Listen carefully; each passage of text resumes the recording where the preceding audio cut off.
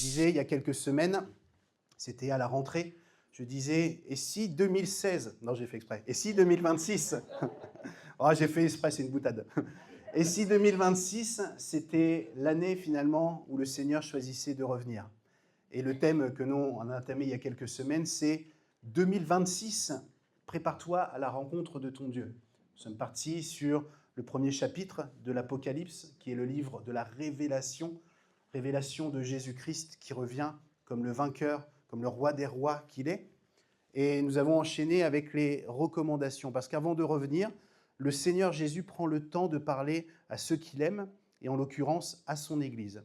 Et vous verrez dans le découpage de l'Apocalypse, du livre de la Révélation, qui est le premier chapitre, et à partir du deuxième chapitre, il y a des lettres qui sont écrites à 7 églises. Et on a commencé la semaine dernière sur l'église d'Éphèse. Vous étiez là la semaine dernière ? Vous étiez là ? Et il y a un message important que le Seigneur rappelle à l'église d'Éphèse et qu'il nous rappelle certainement aussi à nous. Il dit, je vois ta persévérance, je vois ce que tu fais, mais ce que j'ai contre toi, c'est quoi ? Tu as oublié ton premier amour. C'est-à-dire qu'aujourd'hui, tu fais des choses, mais peut-être que la relation qui devrait conduire les actions que tu fais n'est plus là, ou elle est différente. Et finalement, je sens bien que tu m'aimes plus, donc retourne à ton premier amour. C'était l'interpellation donnée à l'église d'Éphèse la semaine dernière, mais aussi à nous. Je crois que beaucoup ont été touchés par ça. En tout cas, moi, c'est quelque chose qui m'interpelle, de toujours pouvoir servir le Seigneur avec amour, avec passion, pas parce qu'il faut faire d'une manière légaliste même, ou fonctionner parce que je me suis engagé, mais parce que j'aime le Seigneur. Et j'ai une action qui est en lien avec le fruit de cette relation. Donc ça, c'était la semaine dernière, et là, nous avançons maintenant, et ce matin, nous allons parler de la lettre écrite à l'église de Smyrne. On doit parler de Smyrne, du coup, un petit peu, juste pour mettre le contexte. Et Smyrne, c'est une ville qui existe toujours aujourd'hui. C'est İzmir, aujourd'hui, en Turquie.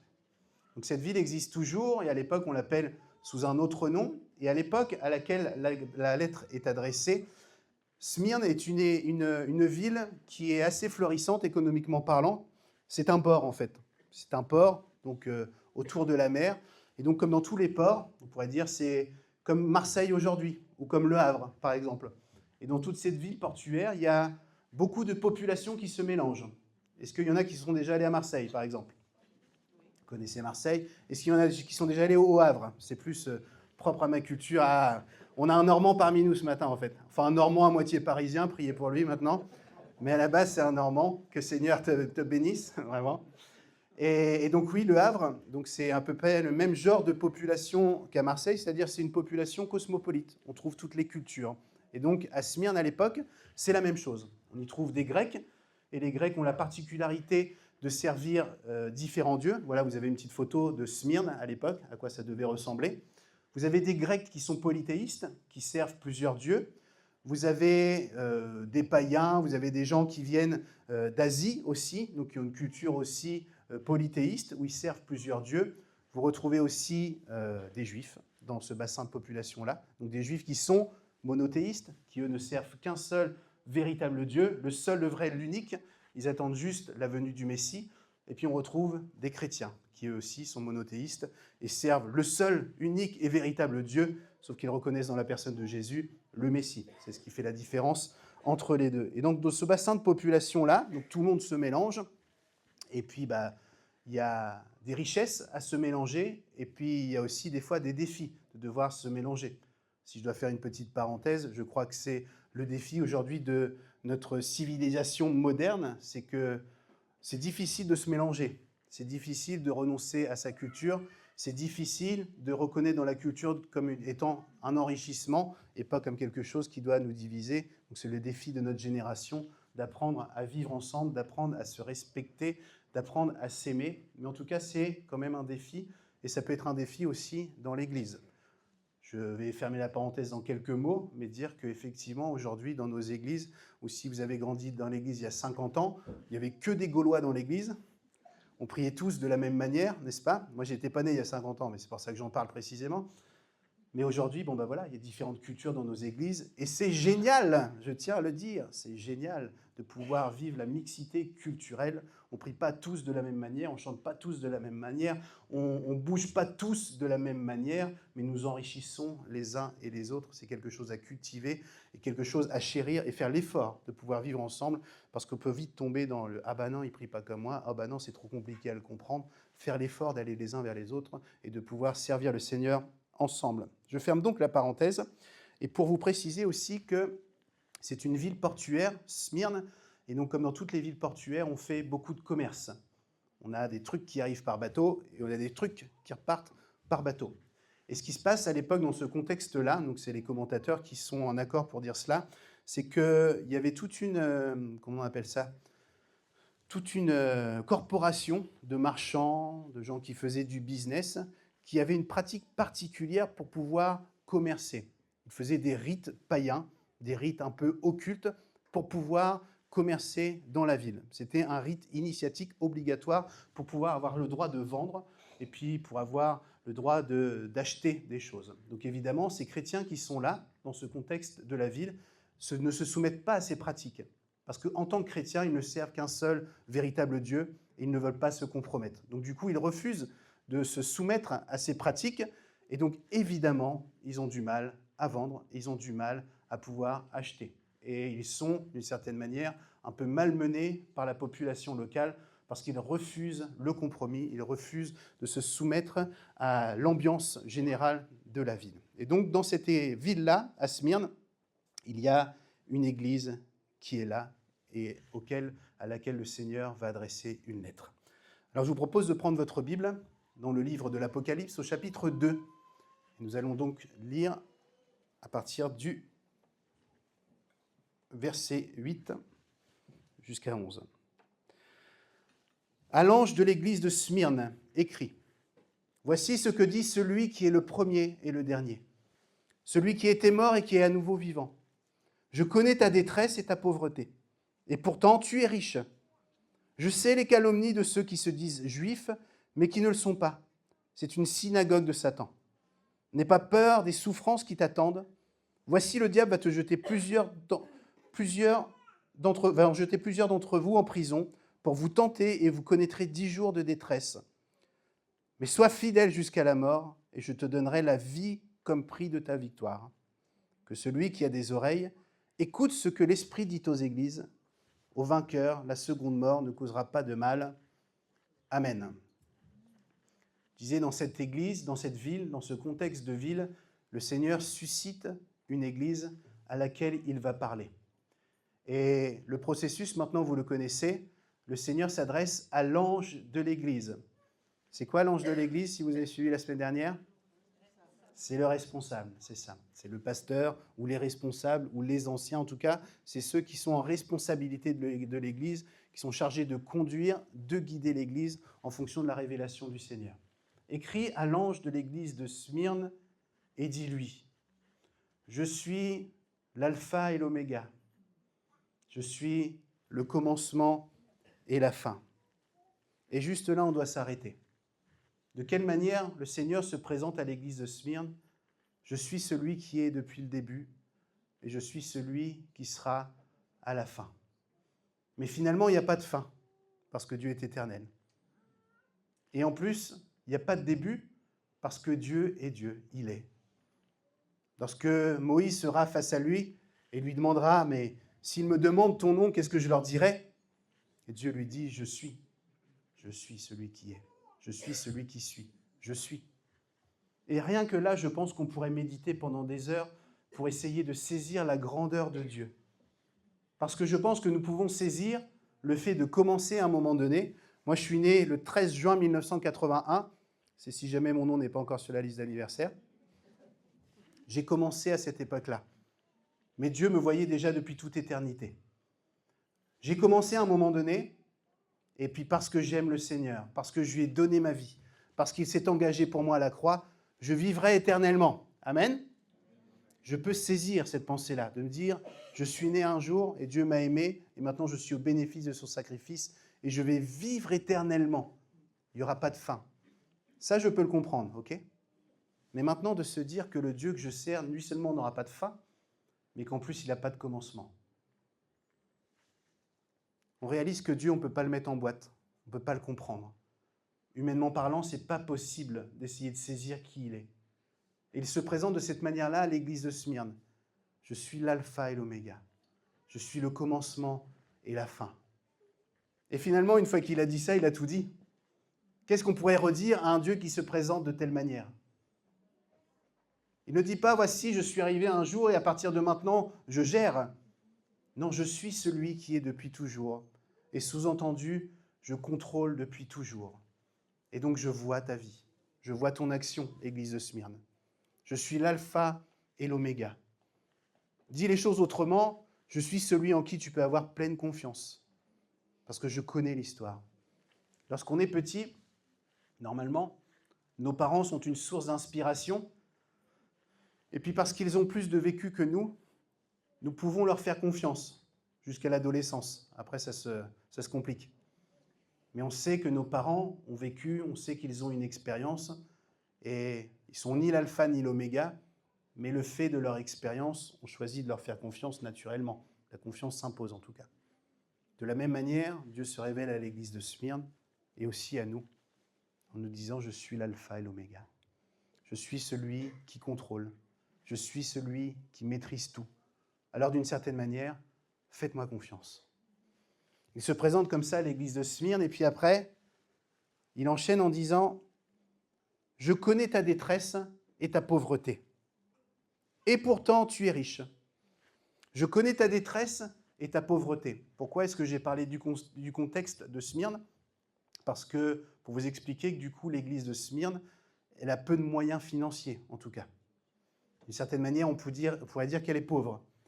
Elle n'a pas de l'argent de côté, peut-être pour avoir un bâtiment. Elle n'a pas d'argent de côté pour faire telle et telle mission, faire venir tel prédicateur intergalactique pour venir enseigner, évangéliser dans la ville. Elle a peu de ressources, elle a peu de moyens. Et le Seigneur, qui est l'alpha et l'oméga, confirme cela en disant « Je vois effectivement que tu es dans la pauvreté parce que tu as décidé de ne pas te compromettre. Tout ça, je le vois. » Mais il enchaîne en disant « Pourtant, tu es riche. Pourtant, tu es riche. » Je crois que les paroles que le Seigneur adresse à son Église, en règle générale, il les adresse parce qu'elle a besoin de l'entendre. Pourquoi est-ce qu'elle a besoin de l'entendre? Parce qu'il est fort probable que dans sa manière de se voir, elle se considère comme pauvre, inefficace et sans aucune ressource. Et du coup, elle vit comme une Église qui est pauvre. Alors le Seigneur lui dit « Pourtant, tu es riche. » Il est question de finances ici, mais on peut être pauvre de plein d'autres choses. Et si le Seigneur nous s'adressait cette lettre à nous, qu'est-ce qu'il nous dirait? Il nous dirait peut-être « Je vois votre pauvreté, parce que vous vous considérez comme pauvre, et vous agissez en conséquence. Mais moi, je vous dis d'une certaine manière, moi qui suis l'alpha et l'oméga, ne regardez pas en fonction de cela, mais regardez en fonction de ce que je vous dis, et moi je vous dis, vous êtes riches. » Vous avez remarqué que des fois, dans nos églises, on est toujours à se dire, il nous manque quelque chose pour aller plus loin. Il me manque telle chose, je suis pauvre de telle chose, alors je ne peux pas louer, adorer le Seigneur correctement. Mais des fois, on se dit, il me manque pour louer le Seigneur, il me manque de bouger un peu plus. Il me manque de pouvoir lever librement mes mains. Il me manque. Dit autrement, je suis pauvre, je suis pauvre, je suis pauvre. Et puis le Seigneur nous dirait, mais non, finalement, tu es riche. Finalement, tu as tout ce dont tu as besoin pour entrer dans la mission que je te confie. Tu as tout ce dont tu as besoin pour me louer le dimanche matin, par exemple. Tu n'as pas besoin d'attendre une situation tellement favorable pour pouvoir le faire. D'ailleurs, quelle est la situation tellement favorable qui nous permettra de rester pleinement dans les plans de Dieu? Vous connaissez l'histoire d'Adam et Ève? Je fais souvent ce lien où eux étaient dans la situation la plus favorable qu'il y a jamais eu sur l'histoire de la Terre. Et pourtant, ils sont quand même partis loin de la présence de Dieu. Ça doit nous enseigner. Finalement, on voit toujours ce qui nous manque, mais nous ne voyons pas ce que nous avons. Et ce que nous avons, nous l'avons en Christ. On prie souvent, on demande la libération au Seigneur de telle et telle chose, d'aller dans tel ou tel domaine où je suis totalement libre. Et le Seigneur nous dirait, mais tu es riche, tu es libre, tu as déjà reçu finalement. Alors je comprends que, d'une certaine manière, dans cette lettre adressée à l'église de Smyrne, le Seigneur habilement, leur dit « Regardez-moi plutôt, parce que je suis l'alpha et l'oméga. Je sais que vous êtes pauvres. Humainement parlant, je le constate. Vous n'avez que très peu de moyens, mais moi je vous dis, vous êtes riches. » Alors je ne sais pas ce que vous pensez de vous ce matin. Je ne sais pas quel est le regard que vous avez sur votre personne. Je ne sais pas quel est le regard que vous avez même sur notre communauté, l'église du Colombier. Peut-être les uns se disent « Oh là là, l'église du Colombier ». Et dans les « Oh là là », on met ce qu'on veut, d'accord? Et puis par contre, ils regardent d'autres trucs sur Internet. « Oh là là, cette église-là ». Ils ont tout. Ils ont des moyens. Ils ont des méga chanteurs comme nous à l'église du Colombier. C'est vrai, je le proclame, c'est une vérité. On a tout ce qu'il faut ici. Ils ont des super locaux, ils ont des super chaises, ils ont des super sonos, ils ont tout ce qu'il faut. Et nous, on est pauvres. Oh, peu cher. Le Seigneur dit, mais tu es riche. Change ta manière de voir. Église du Colombier, nous sommes riches. Est-ce que je peux entendre un amen? Nous sommes riches de nous. Nous sommes riches de ce que nous avons reçu de la part du Seigneur. Il ne nous manque absolument rien. Nous avons tout ce qu'il faut. Nous ne sommes pas ni trop pauvres, ni trop âgés, ni trop peu nombreux, ni je ne sais quoi. Nous sommes riches dans le Seigneur.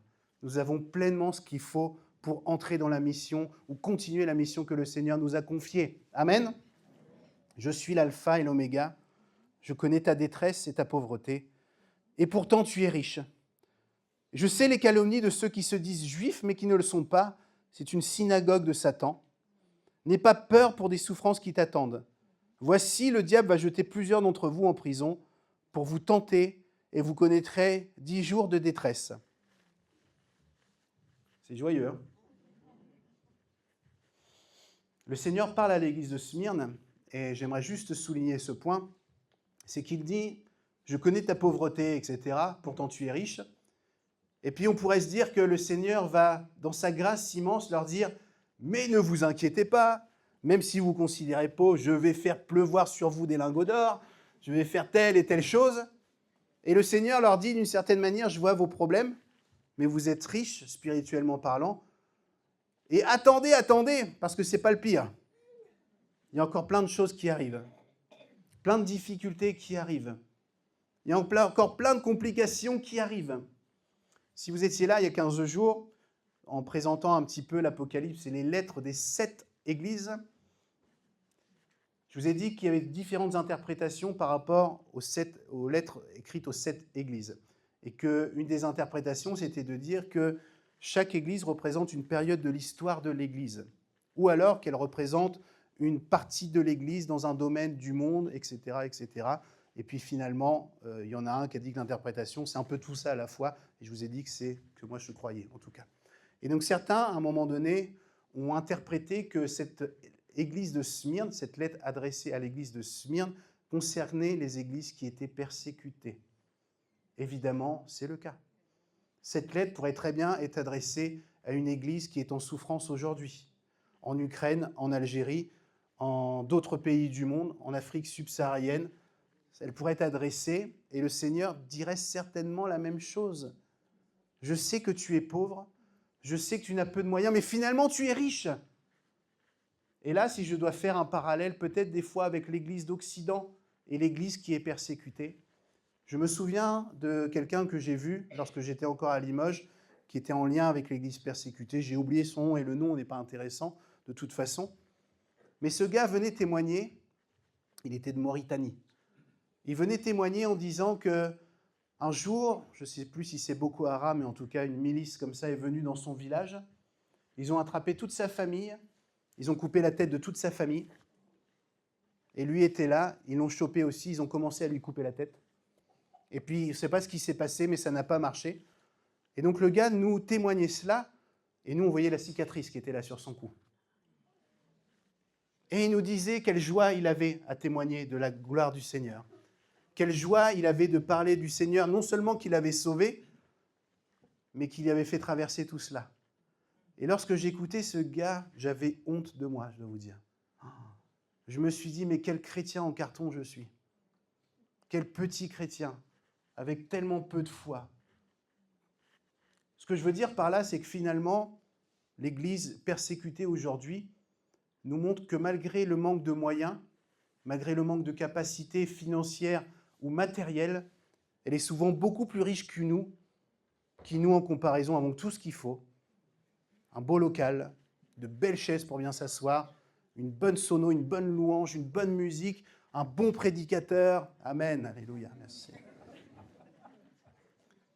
Et notre foi dans tout cela, nous sommes riches de biens matériels, mais sommes-nous riches en Christ, véritablement? C'est une question à se poser. Nous ne sommes pas là pour nous faire du mal non plus, mais ça peut être bien de saisir cela aussi.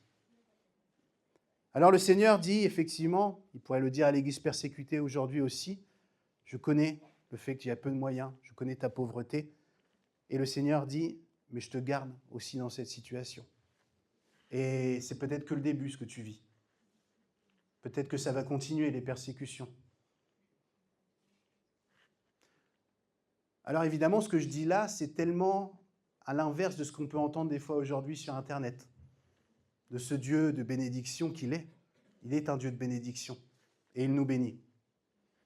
Mais la bénédiction de Dieu n'est pas toujours dans le sens où on le comprend, où on l'attend. Et finalement, ce message écrit à l'église de Smyrne, qui peut aussi nous être adressé, vient peut-être mettre à l'envers ce que nous avons imaginé, de ce Dieu peut-être un peu papa gâteau des fois, un peu béni oui-oui, qui ne permettra pas que nous soyons malades, par exemple, ou qui ne permettra pas qu'on vive telle ou telle difficulté. Et finalement, dans nos prières, lorsque nous l'invoquons, inconsciemment, nous attendons systématiquement qu'il puisse changer notre situation difficile par quelque chose de plus facile à vivre. Et finalement, l'alpha et l'oméga qui se révèlent à cette église de Smyrne montrent qu'il sait, qu'il n'est pas absent, mais que ces projets de bénédiction ne passent pas par un rétablissement d'une situation qui soit facile à vivre. Il leur dit, je sais ce que vous vivez, mais accrochez-vous parce que ça va être encore plus dur. Je traduis un peu en Julien du XXIe siècle. La question que je me pose, c'est est-ce que nous, dans notre foi, nous avons intégré cette possibilité? Si le Seigneur nous écrivait une lettre et qu'il nous dise, Église du Colombier, aujourd'hui je connais votre richesse, les moyens financiers que vous avez, je connais l'Église là où elle en est, et c'est génial. Et moi je vous dis que vous êtes encore plus riche que ce que vous imaginez. Et je tiens à vous dire que vous allez vivre des moments difficiles. Je tiens à vous dire que l'Église que vous avez connue jusqu'à présent, tout va changer. Qu'aujourd'hui vous pouvez vous réunir librement, mais dans quelques années ce ne sera plus possible. Dans quelques années, il faudra que ceux véritablement qui s'accrochent à moi, il n'y aura que eux qui pourront tenir finalement et demeurer l'Église. Je donne toujours ce parallèle avec ce que nous avons vécu à l'époque du Covid, où les églises se sont fermées d'un coup, et finalement on a fait un peu l'état des lieux. Qu'est-ce qui reste de l'Église? Où est l'Église? Où est l'Église quand les bâtiments sont fermés? Où est l'Église quand tout s'arrête? Qu'est-ce qui reste de l'Église? Le Seigneur pourrait nous faire cette lettre-là, et combien seraient convaincus que cette parole vient du Seigneur? Peut-être les uns diraient « Je refuse cette parole au nom de Jésus ». Et Jésus dirait « Pourtant, c'est quand même moi qui te parle. Qui sait de quoi les temps seront faits? Je ne veux pas être un oiseau de mauvais augure, comme on dit, ou quelqu'un qui annonce des paroles négatives. Ce n'est pas mon genre, je crois être très optimiste d'ailleurs, mais les temps que nous vivons sont mauvais. Qu'en sera-t-il demain? Nous voyons bien les uns, les autres se dresser les uns contre les autres. Nous voyons bien des puissances monter de plus en plus, chaque semaine, chaque jour, avec notre ami Donald, à son lot de surprises. Ce qui paraissait acquis depuis des années, finalement, est en train de s'écrouler. Peut-être que le Seigneur nous ferait cette lettre en nous disant aujourd'hui, Église du Colombier, je sais, mais je sais mieux que vous, parce que je suis l'alpha et l'oméga. Et ce que je vous dis, c'est que peut-être ça sera compliqué. En tout cas, c'est ce qu'il dit à l'église de Smyrne. Et moi, je me pose la question, comment ce Dieu qui sait tout, qui peut tout, qui est le commencement et la fin, voit son église qu'il aime souffrir, vivre des moments difficiles, être un peu reclus de la société sans aucun moyen? Comment est-ce que ce Dieu que nous imaginons aimant ne change pas leur situation et ne transforme pas l'environnement autour de cette église? C'est souvent ce que nous attendons inconsciemment. C'est un peu comme les films américains. S'il y a des Américains dans la salle, que Dieu vous bénisse, hein, j'ai rien contre vous. Mais c'est vrai, quand on regarde des films américains, on sait de toute façon que ça va bien se terminer. Quand on regarde un film français, on sait que ça va mal se terminer. Mais les films américains, c'est toujours le gentil qui gagne à la fin. On a beau avoir des périodes de stress intenses quand on regarde le film, des fois je me dis, oh, de toute façon je sais qui va gagner. Et souvent, dans notre foi, nous attendons la même chose. Nos yeux sont fixés par rapport à ce qu'on vit ici-bas, et finalement, Dieu nous bénit, mais en considérant ce qu'il y a après la mort. Alors il dit à cette église de Smyrne, je connais ce que tu vis, je sais ce que tu traverses, et je vais juste te dire que ça va être encore plus compliqué pour toi. Matthieu chapitre 5, verset 45, je ne sais pas si vous connaissez ce texte. « Ainsi vous vous comportez vraiment comme des enfants de votre Père céleste, car lui, il fait luire son soleil sur les méchants aussi bien que sur les bons, et il accorde sa pluie à ceux qui sont justes comme aux injustes. » Pourquoi je vous lis ça? Parce que souvent, dans notre inconscient collectif de chrétiens, on pense que si on vit des choses difficiles, c'est que peut-être Dieu nous a rejetés, ou que Dieu n'est plus avec nous.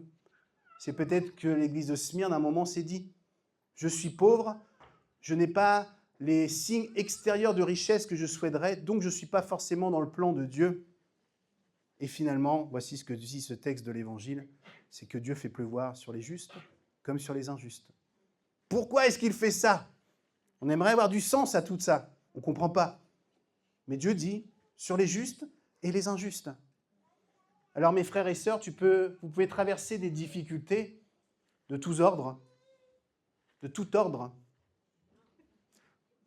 Vous avez vu les progrès? Vous pouvez traverser des difficultés de tout ordre, et évidemment, lorsqu'on vit des moments difficiles, on peut imaginer que Dieu s'est éloigné de nous. Mais c'est ce que dit la parole. Il fait pleuvoir sur les justes, sur les injustes. Mais pourquoi, Seigneur? Quelqu'un m'a appelé cette semaine en me disant « Je vis telle chose, j'aimerais connaître le sens de tout ça. Qu'est-ce que Dieu veut me faire vivre au travers de cela ?» Et finalement, moi, je serais tenté de donner des réponses à chaque fois. Mais j'en sais rien. Pourquoi est-ce que Dieu te fait vivre cela? S'il le révèle, je partage. Mais des fois, il n'y a pas forcément les réponses. Vous connaissez ma situation, je ne vais pas tout ramener à moi à chaque fois, mais de ce que j'ai vécu avec mon père qui est tombé malade. Quel était le sens de tout ça? Pourquoi, Seigneur, tu permets ça? Et pourquoi est-ce que tu ne le relèves pas? Il t'a servi toute sa vie. Il a été fidèle selon mes points de vue à moi. Pourquoi est-ce que tu ne le relèves pas? Tu pourrais le faire. Tu es l'alpha et l'oméga. Où est le sens de tout ça? Alors on essaie de répondre des fois en donnant des réflexions un peu toutes faites, des choses disant parce que le Seigneur le garde malade, parce que pendant qu'il est malade, il continue à dépendre du Seigneur, il continue à se tourner vers le Seigneur. Peut-être que s'il allait bien, il aurait oublié le Seigneur. C'est le genre de réponse qu'on donne des fois, que j'ai pu donner. Mais la vérité, c'est qu'on n'en sait rien. Dieu est Dieu et il fait ce qu'il veut.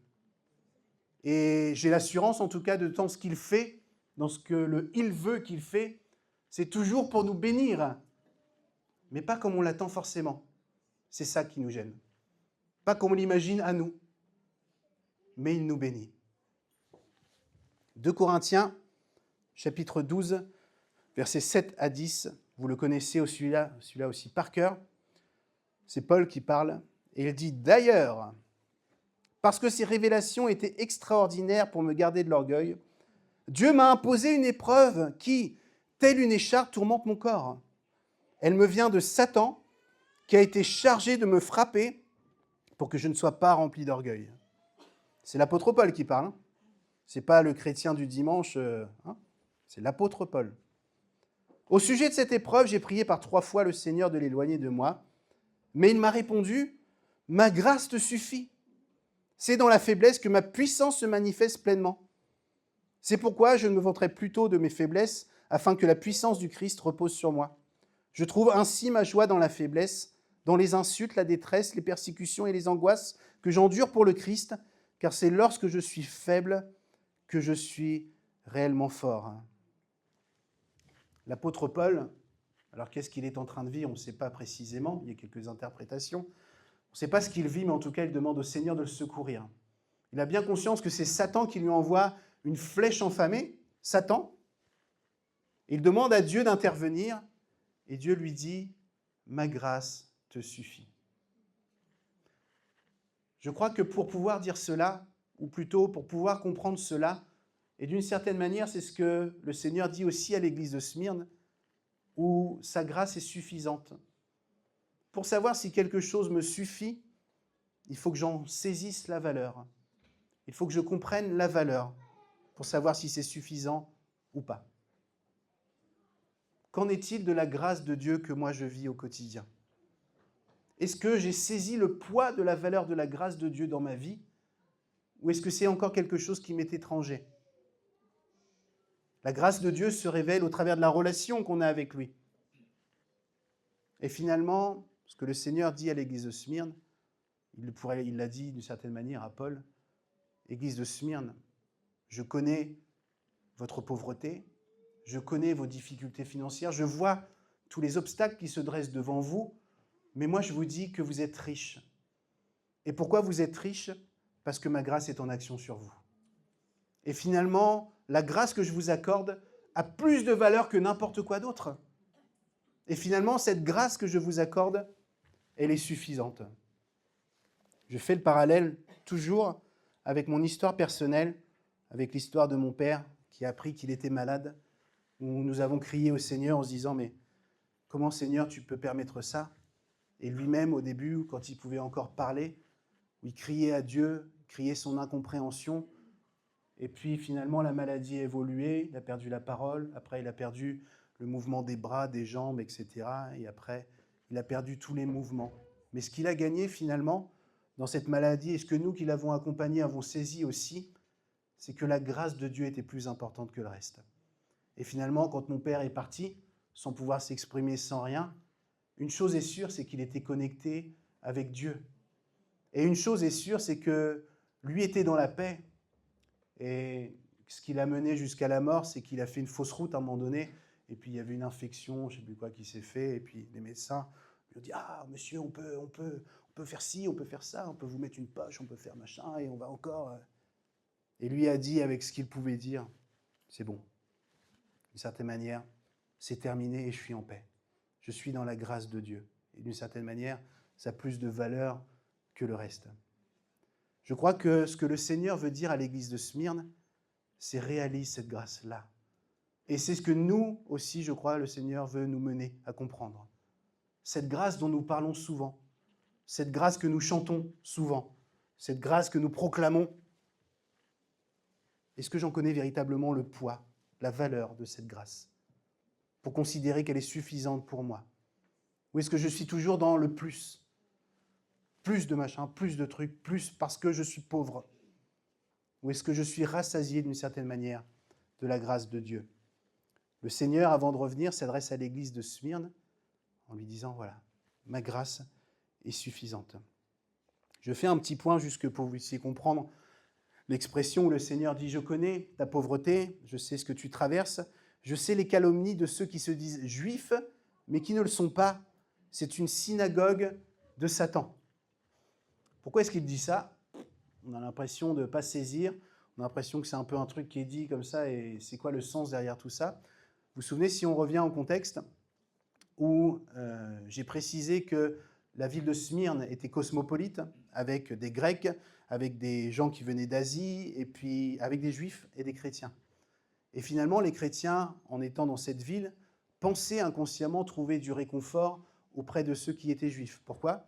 Parce que, d'après leur compréhension, il s'était juste de le dire, ils servaient le même Dieu. Sauf que les Juifs attendaient le Messie, n'est-ce pas? C'est la différence entre nous et le judaïsme. Eux attendent le Messie encore, nous l'avons reconnu dans la personne de Jésus. Mais d'une certaine manière, c'est la seule différence.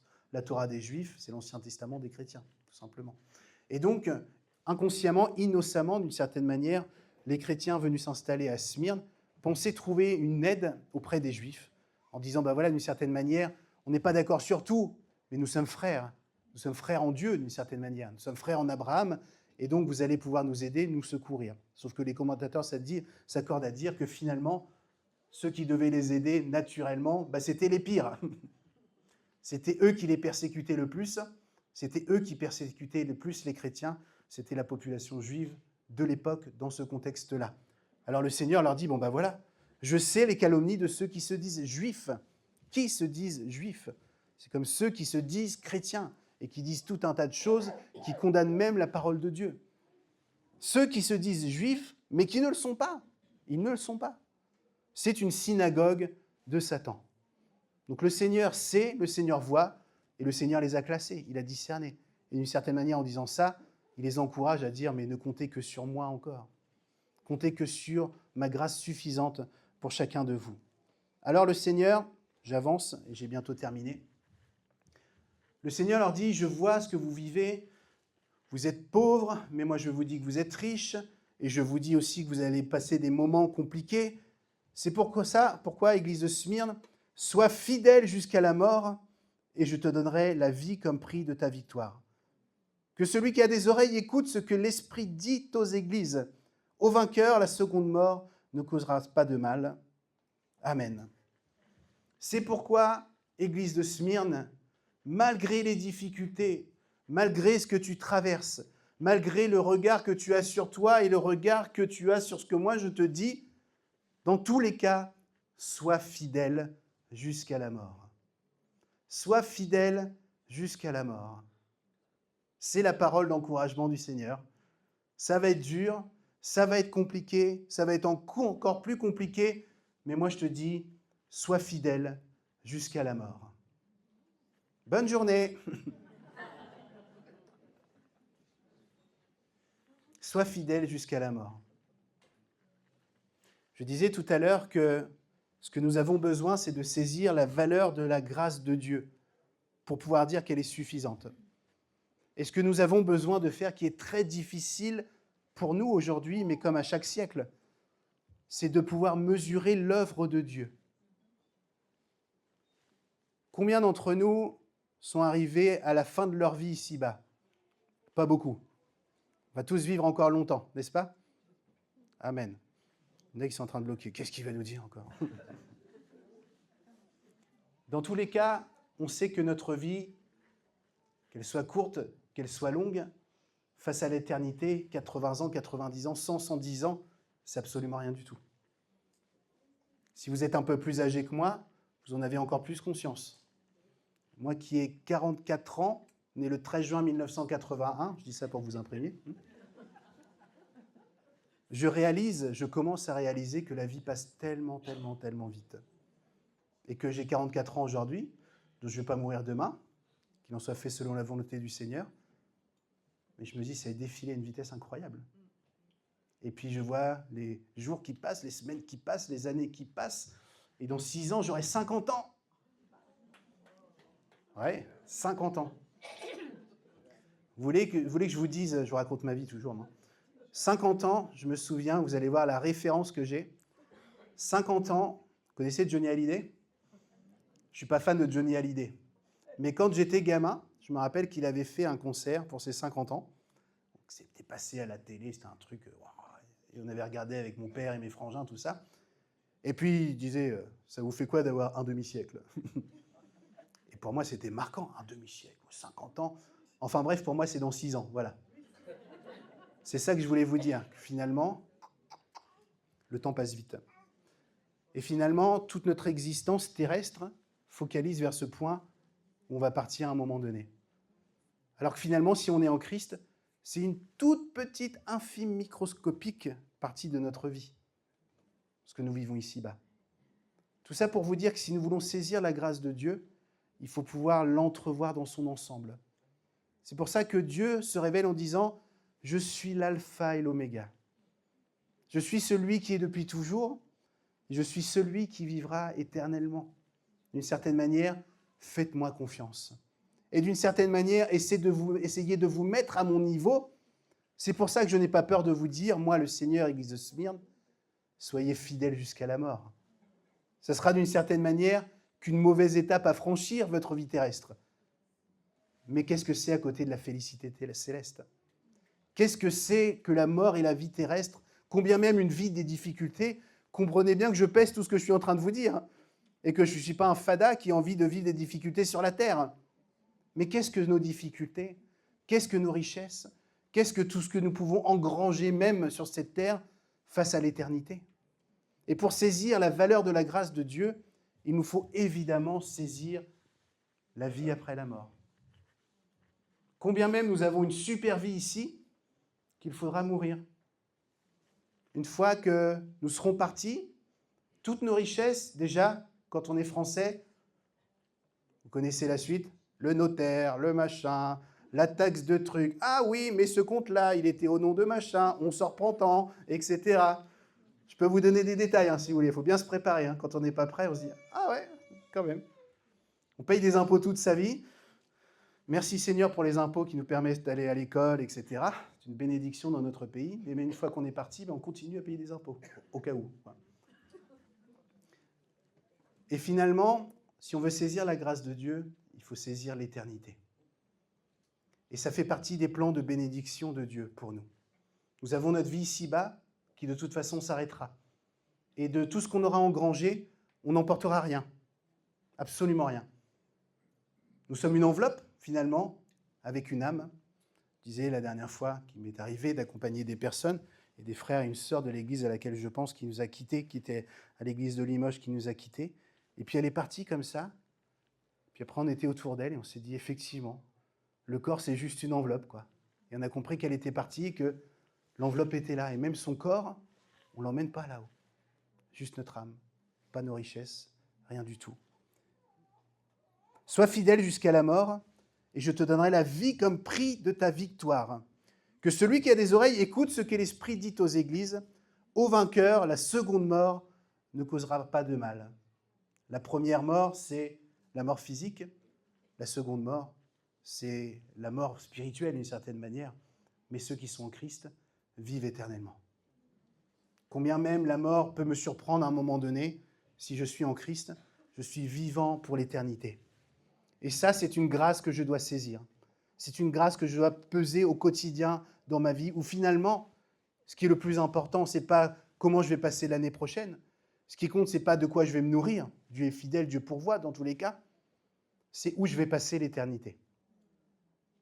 Et ça, c'est une question essentielle que beaucoup de nos concitoyens ont oublié de se poser. Où est-ce que je vais passer l'éternité? Je pense bien aller, et puis finalement, la mort arrive, et c'est terminé, et je ne suis pas prêt à rencontrer Dieu. C'est pourquoi sois fidèle jusqu'à la mort.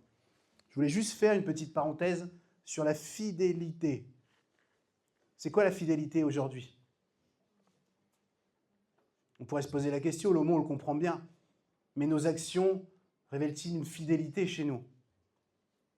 On parle de relations, d'engagement en termes de relations, mais à tout niveau.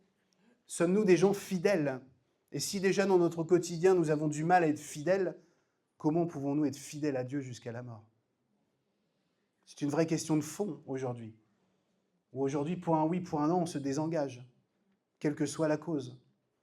Je ne crois pas idéaliser l'époque d'avant, mais il me semble en tout cas de voir chez les anciens une certaine notion de la fidélité. Quand on disait une parole, je m'engage, je vais faire ça, on pouvait s'attendre à ce que ça arrive. Aujourd'hui, c'est un peu plus compliqué. Et on le voit aussi dans nos églises. Et d'habitude, pour vous détendre, je dis tout sauf dans notre église, mais non, dans notre église aussi, on peut le voir. La fidélité dans l'engagement, la fidélité dans la consécration à Dieu, la fidélité dans l'engagement les uns envers les autres. C'est un vrai sujet de réflexion. Et s'il y a peut-être quelque chose qui doit changer, auquel nous devons crier à Dieu, c'est de lui dire, mais change nos cœurs, que je sois fidèle, que je sois trouvé fidèle. Sinon, comment être fidèle jusqu'à la mort? Matthieu chapitre 6, versets 1 à 2, et je termine par cela. Prenez garde de ne pas accomplir devant les hommes, pour vous faire remarquer par eux ce que vous faites pour obéir à Dieu. Sinon, vous n'aurez pas de récompense de votre Père céleste. Si donc tu donnes quelque chose aux pauvres, ne le claironne pas partout. Ce sont les hypocrites qui agissent ainsi dans les synagogues et dans les rues pour que les autres chantent leurs louanges. Vraiment, je vous l'assure, leur récompense, ils l'ont d'ores et déjà reçue. Pourquoi est-ce que je vous lis ça? Parce que le Seigneur s'adresse à l'église de Smyrne, qui d'une certaine manière n'a pas les récompenses qu'elle voudrait peut-être avoir. Parce que d'une certaine manière, le Seigneur dit, je connais tes difficultés, ça va être encore pire, mais sois fidèle jusqu'à la mort. On a l'impression qu'ils passent leur vie complètement à côté, quoi. à côté des récompenses terrestres, à côté des récompenses mondaines. Et finalement, le Seigneur Jésus arrive en disant, mais voilà, ceux qui font telle et telle chose devant les hommes, ok, ils vont peut-être engendrer des récompenses, mais des récompenses humaines, et d'une certaine manière, ils ont déjà eu leurs récompenses. Ils ont déjà eu l'honneur lié à leur action. Pour dire les choses autrement, vaut mieux être honoré par Dieu une fois parti qu'honoré par les hommes et s'arrêter juste à cette récompense que nous n'emporterons pas avec le Seigneur. C'est d'une certaine manière ce que le Seigneur dit à l'église de Smyrne, c'est ce qu'il nous dit aussi à nous. Il y a ce qui a de la valeur pour Dieu, il y a ce qui a de la valeur pour les hommes. Qu'est-ce que nous choisissons de considérer? Le regard des hommes, le regard de ceux qui nous regardent, ou l'approbation du Père qui nous dit « Je suis l'alpha et l'oméga, faites-moi confiance, soyez-moi fidèle jusqu'à la mort, soyez-moi fidèle dans les petites choses, soyez-moi fidèle quoi qu'il en coûte, même si ceux qui devraient vous aider vous trahissent, même si vous avez l'impression qu'il vous manque telle et telle chose, moi je dis que vous avez tout en moi. Moi je vous dis que ma grâce est suffisante. Faites-moi confiance. » Finalement, si on devait résumer la pensée de cette lettre écrite à l'église de Smyrne, ce serait que le Seigneur dit « Faites-moi confiance ». Église du Colombier, est-ce que nous avons encore confiance en Dieu? Mais vraiment. Il y a les expressions qui fusent. Évidemment, le fait d'entendre ça, ça me choque. Bien sûr que j'ai confiance en Dieu. Mais mes actions, ma vie au quotidien, ma vie dans l'intimité, est-ce que ma vie reflète le fait que je fasse confiance en Dieu, ou est-ce que ma vie reflète quelqu'un qui base sa confiance en lui, ou en les autres, ou en la société, ou en l'argent, ou en le médecin, la médecine, ou en telle chose, telle chose? Église du Colombier, est-ce que tu fais encore confiance au Seigneur lorsque les choses ne vont pas comme tu les as imaginées? Église du Colombier, est-ce que tu fais confiance au Seigneur même quand tu passes des moments difficiles? Église du Colombier, est-ce que tu fais confiance encore au Seigneur quand tu as fait sa volonté et que tu as l'impression de vivre des choses compliquées, des malédictions? Église du Colombier, est-ce que tu peux encore exprimer ta pensée en lien avec la pensée de Dieu quand tu sais que tu vas être persécuté, quand tu sais qu'on va mal parler de toi, quand tu sais qu'on va te mettre à l'écart? Est-ce que tu fais encore confiance à Dieu? Par rapport au contexte de cette série de messages, vous vous souvenez, c'est 2026, prépare-toi à la rencontre de ton Dieu. Pour se préparer à la rencontre de son Dieu, il faut que je voie dans mon cœur si je fais encore confiance à Dieu ou pas, quel que soit ce que je peux traverser. En qui je place ma confiance? Est-ce que je fais confiance à l'alpha et l'oméga? Ou est-ce que je fais confiance à des choses qui disparaîtront à court terme? La question est posée à l'église de Smyrne. La question nous est posée aussi à nous. Prions. Père éternel, Dieu puissant,